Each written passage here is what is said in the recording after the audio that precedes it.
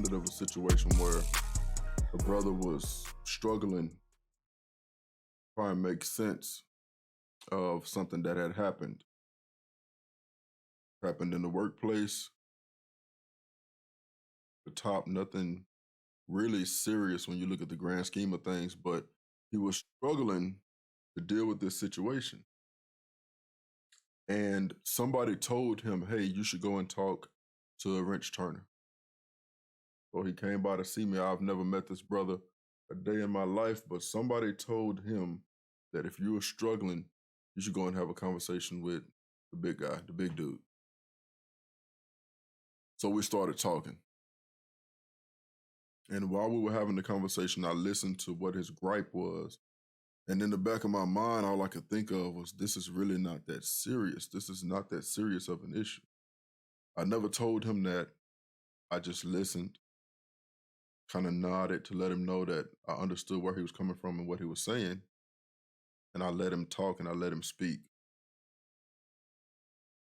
By the time he finished speaking, and it was my turn to respond, my response went something like this. I looked at him and I said, okay, I understand what you're saying, but have you thought about the perspective of the other person?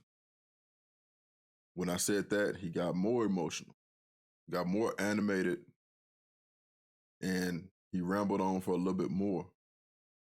At the end of that, I said, hey, well, listen, this ain't that, meaning the professional workplace is not the street. Business is not the street. For what we were doing, it's not the street. Now, granted, this brother had to be pushing close to 60 years old. The thing that had offended him had come from a brother that was close to 70 years old. Here I am at 39 years old, trying to get this 60-year-old brother out of his feeling. By the time it was all said and done, this brother extremely emotional. And every time I said something that made sense, or every time I said something that forced him to use logic over emotion, he immediately went back to this place of being in his feelings and being emotional.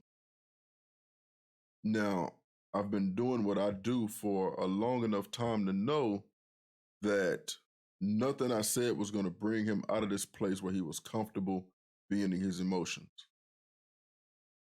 But it's one thing I know that I wished he would have picked up on. Nothing gets done out of emotion. Things get done out of emotion. I take that back. Stupid stuff gets done out of emotions. Bad decisions happen out of emotion. Ask me how I know. The most effective decision making happens when you're using logic. When you're using logic. When you are harnessing the things that you've learned over time. When you are harnessing information that you've absorbed from other people. That's when the best decisions are made. And even if you are not to the point where you absolutely make the best decisions, none of us get it right every day of the week and twice on Sunday. We all fall short. We all have our good days and our bad days. But what you want to do is make sure that that pendulum stays on the side of good days. You want to have far more good days than bad. Bad days you want to have far and few in between when it comes to making decisions. But in order to get to that point, it doesn't happen being an emotional man, being an emotional black man, being an emotional black person. It doesn't happen using emotion. Part of the reason how we've got into the situation that we are in right now is because a lot of decisions have been made on emotion, and people who are far smarter than I am have figured out a way to harness those emotions to get the results that they need that will benefit their bigger picture. So back to this brother that I was talking to, we sat there and we had this conversation, about a 30-minute conversation. I made sure I blocked out that time to sit down and talk with this brother and figure out how to get him out of his emotion. But at 60 years old, we're really not too much I can tell this brother to have him change his way of thinking. He's older than I am. He's been walking this planet longer than I have. So what can I tell him that he would actually absorb? And in all honesty, in the deepest part of my spirit, I didn't expect him to say, you know what, you're right, I'm wrong. that wasn't my ultimate goal. My goal is to make you think about it a little bit differently, make you look at it a little bit differently. But for him, unfortunately, having that thought process or having that way of thinking over the course of 60 years wasn't going to change that day.